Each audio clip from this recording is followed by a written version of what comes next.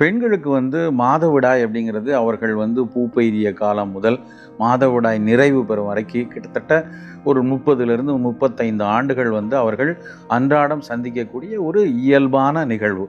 அந்த மாதவிடாய் காலத்தில் ஒரு பெண் ஒரு சின்ன உடல் இயங்கியல் அடிப்படையில் ஒரு சின்ன சோர்வுக்கு உட்பட்டு தான் இருக்காங்க.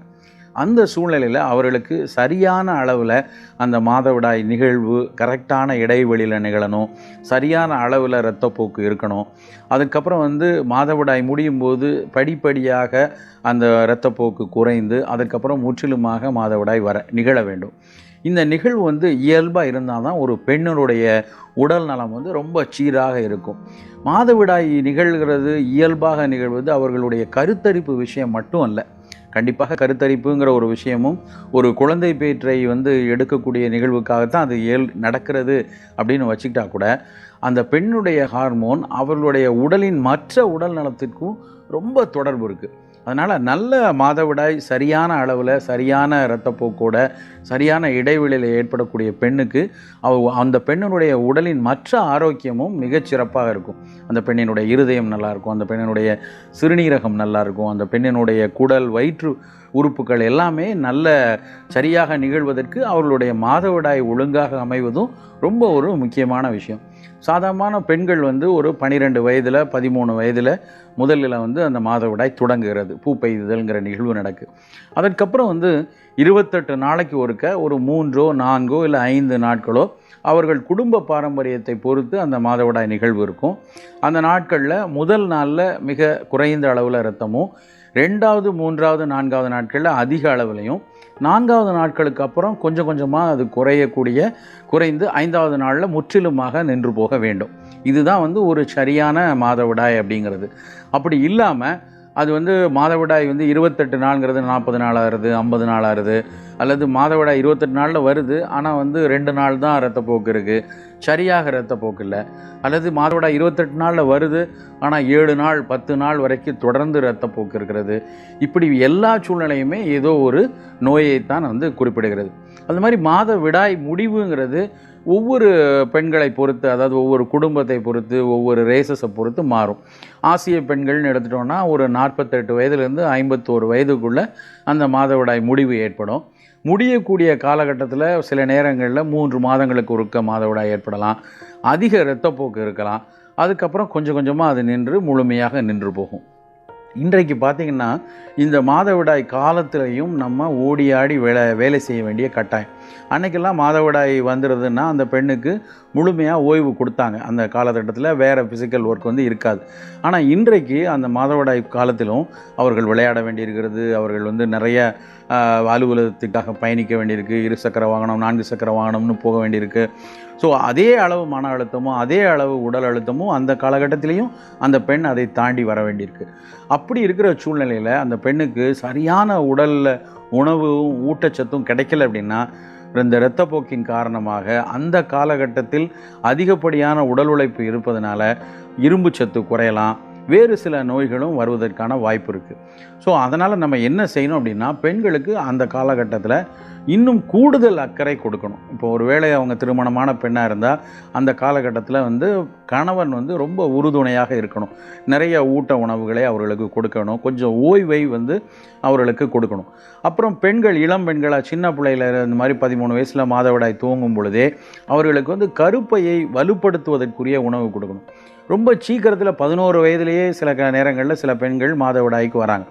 அப்படின்னா அந்த ஹார்மோன்கள் வந்த அளவுக்கு உடல் உறுப்புகள் அதிகமாக உள்ளுறுப்புகள் கருப்பையோ சினைப்பையோ கருப்பையின் பாதையோ கழுந்து பகுதியோ நல்ல வலுவோடு இருக்காது.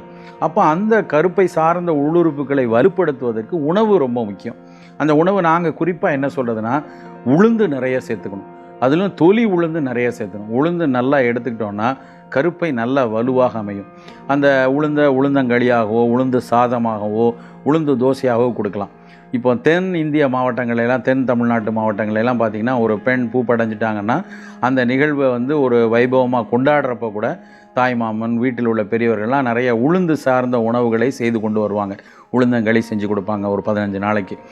மாதவிடாய் இளம் பருவத்தில் இந்த 15 வயசுலேருந்து 25 வயசு வரைக்கும் அந்த பெண்ணுக்கு மாதவிடாய் காலங்களில் அதுக்கு முந்தைய காலங்களில் வீட்டில் வந்து இந்த மாதிரி உளுந்து சேர்ந்த உணவுகள் கொடுக்கலாம், பனங்கருப்பட்டி சேர்ந்த உணவு கொடுக்கலாம், எள்ளு துவையல் அரைத்து கொடுக்கலாம், பப்பாளி செய்து கொடுக்கலாம். இதெல்லாம் பண்ணி கொடுத்தோம் அப்படின்னா அவர்களுக்கு கருப்பை நல்லா வலுவாகும். அந்த ஹார்மோன்கள் சரியான அளவில் சுரப்பதற்கு அது ரொம்ப உதவியாக இருக்கும். மாதவிடாய் முடியக்கூடிய காலத்தில் வந்து ஒரு பெண்ணுக்கு வந்து அந்த ஹார்மோன்கள் குறைவு இருக்கும். அந்த ஹார்மோன் அந்த ஈஸ்ட்ரோஜன் சத்து குறையிறதுனால உடல் ரீதியாக மட்டும் இல்லாமல் மன ரீதியாகவும் ஒரு பதட்ட நிலை இருக்கும். அதனால் பெரும்பாலும் அந்த 45 வயதில் அந்த பெண்களுக்கு ஒரு பய உணர்வு, ஒரு படபடப்பு, ரொம்ப வேர்த்து போதல், ஹாட் ஃப்ளஷ் அப்படின்னு சொல்லுவாங்க. உடல் முழுக்க ரொம்ப திடீர்னு நல்லா பேசிகிட்டே இருப்பாங்க, நல்ல ஒரு வேலையில் இருப்பாங்க, அதே நேரத்தில் திடீர்னு வேர்த்து போயிடும். ஒரு நல்ல சந்தோஷமான குடும்பமாக தான் இருக்கும், ஆனால் ஒரு பய உணர்வு இருக்கும். இதெல்லாம் வந்து அந்த ஹார்மோன்கள் முடிகிறப்ப ஏற்படக்கூடிய மாதவிடாயை ஒட்டி வரக்கூடிய ஒரு ப்ரீ அல்லது போஸ்ட் மெனோபாசல் சிண்ட்ரோம் அப்படின்னு சொல்லுவாங்க. இந்த சூழ்நிலையிலையும் அவர்களுக்கு நல்ல உளுந்து சேர்ந்த உணவுகள் கொடுக்கணும். சோயாவும் கொடுக்கலாம். சோயா மாவு, அப்புறம் பூண்டு, நல்ல வெள்ளைப்பூண்டு, சின்ன வெங்காயம், இது மாதிரி உணவுகள் வந்து நிறைய அவங்க அந்த காலகட்டத்தில் எடுத்துக்கணும். அதோடு சேர்ந்து நல்ல மூச்சு பயிற்சி, தியான பயிற்சி, பிராணாயாம பயிற்சி இதுவும் எடுத்துக்கிட்டாங்கன்னா அந்த மாதவிடாய் முடிகிற சமயத்தில் ஏற்படக்கூடிய மனப்பதட்டங்களில் இருந்தும் மன உளவியல் ரீதியான பிரச்சனைகளில் இருந்தும் வெளியே வந்துடலாம். ஏன்னா அந்த 45 வயதில் தான் வீட்டில் அந்த பெண்கள் வந்து அந்த பெண்ணுக்கு இன்னொரு பெண் குழந்தை இருந்திருந்தாங்கன்னா அவங்க திருமணமாகி போகக்கூடிய பருவமாக இருக்கும். அவங்க பையன் வந்து ஒரு கல்லூரியில் இருந்து வேலைக்கு போகக்கூடிய சூழ்நிலையாக இருக்கும். அதில் இருக்கக்கூடிய மனவியல் பிரச்சனைகளும் சேர்ந்து அதே நேரத்தில் மாதவிடாய் முடியக்கூடிய பிரச்சனையும் அவர்கள் சந்திப்பதனால பெண்ணுக்கு அது ஒரு சவாலான ஒரு சமயம். அந்த நேரத்தில் உணவு ரீதியான ஒரு நல்ல ஒரு அக்கறை இருக்கணும். உளவியல் ரீதியான அவருடைய கணவன் வீட்டில் இருக்கக்கூடிய குழந்தைகள் வந்து ரொம்ப சப்போர்ட்டிவாக இருந்தாங்கன்னா அந்த சூழல்லேருந்து ரொம்ப வெகு விரைவில் வெளியே போயிடலாம். இந்த மாதிரி பிரச்சனைகளுக்கெல்லாம் உடனுக்குடன் வந்து நோய்க்கான சிகிச்சைன்னு போகிறது, ரொம்ப கண்ட மருந்துகளை சாப்பிடுவது தான் உடலை வந்து பாதிச்சிடும். அவசியம் இல்லைன்னா நிச்சயமாக வந்து மருந்துகளுக்கே போகக்கூடாது.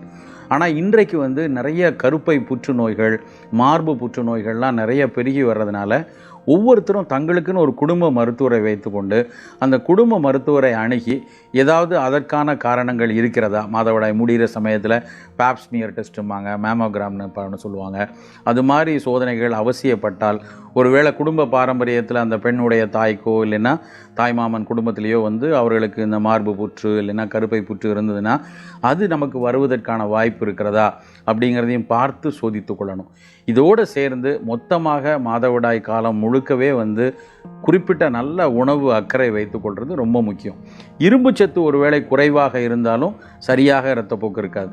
அப்போ இரும்புச்சத்து கூடுவதற்கு நல்ல கருவேப்பிலை பொடி, முருங்கைக்கீரை, அத்திப்பழம், காஞ்ச திராட்சைங்கிற ரெய்சின்ஸ், இந்த மாதிரி உணவுகள் வந்து அன்றாடம் வந்து எடுத்துக்கொண்டே வரணும். அரிசி கோதுமை தவிர ராகி, திணை, குதிரைவாலி இது மாதிரி சிறுதானியங்களையும் நம்ம அவ்வப்போது எடுத்துட்டோம்னா இரும்பு சத்துக்கள் வந்து இயல்பாக உணவு மூலமாகவே கிடைக்கும்.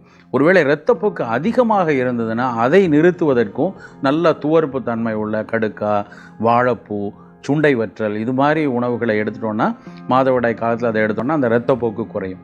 இது மாதிரி கொஞ்சம் பூப்பு காலங்களில் வந்து ரொம்ப அக்கறையோட உணவு பழக்க வழக்கமும் அதற்கேற்ற உடல் பயிற்சியும் தியான பயிற்சியும் எடுத்துட்டோன்னா மாதவிடாய் காலங்கிறது ரொம்ப ஒரு பிரச்சனைக்குரிய காலமாகவே இருக்காது. பெண்ணுக்கு அது வந்து உடல் ஆரோக்கியத்திற்கும் மிக ஒரு அடித்தளமாக அமையும்.